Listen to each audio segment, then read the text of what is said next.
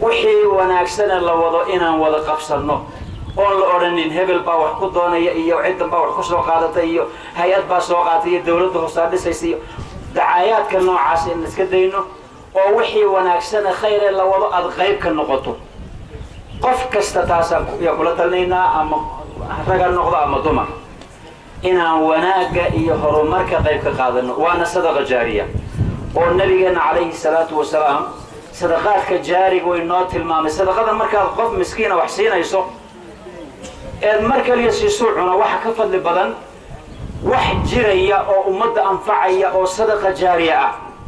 marka wadooyinku waxay ka mid yihiin sadaqaadka jaariga oo sida masaajidada oo kale waxa aad ku bixisay waa ajri ku soconaya ilaa intay dhamaanayso waalidkaaga u bixi adigu sadaqada baxso wixii horumar laga shaqeynayo qayb aan ka qaadano kullay dadka gaadho halka waxa lagu qaban doonaa mashaariicdii JPLG-ga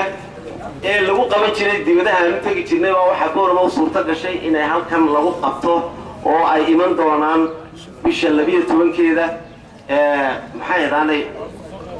inay halka yimaadaan waxaynu ku soo dhaweynaynaa gacmo furan waxaynu kaga qayb qaadanaynaa ka qaybgalkeena waxaynu isku ognahay oo inoo ballana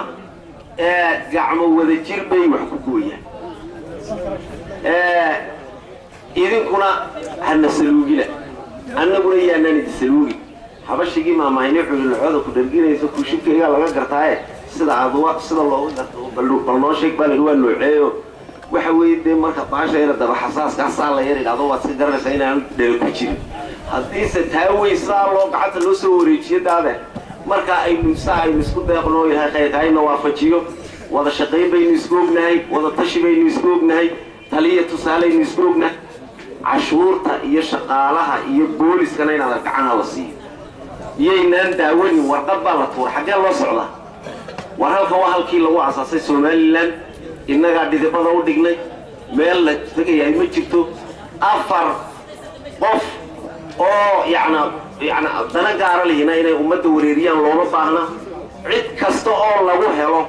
inay hawlaha ka dambeeyaanna waxaan u sheegaynaa inaan la daba joogo laamay oo fikirkayga ay lahaayeen in badan odayaalihii kelidii kusoo koobay maayo waa waddo dhan 1700 mitir oo markii hore lagu bixiyay in carrituul laga sameeyo markii dambana ay noqotay in 6 bilood maadaama jiritaankayguna wax 6 bilood ka badan una noqonin in loo bedelo laamay waxaan qabaa inay tahay tusaale wanaagsan oo u bilaabantay magaalada Boorama oo mashruucan waxaan la yiraahdaa inta badan waxyaabo badan oo waxa jira marka qaarkood si qaldan wax loo fasiraa jirta imika marada hortayda taalla waxa ku qoran I love Somaliland waxaynu shaki ku jirin Somaliland la sheegaa waa inaga xaqiiqduna waa sidaas halkan ay ka bilaabantay halkana lagu eebiyay halkana laga hana qaaday halkana lagu horumariyay halkana nabadda laga dhaliyay سادرتي ay wadaan meel bay gaarsiinayaan gaar ahaan Boorama iyo gobol kaban waxa leeyahay bulshada reer awdal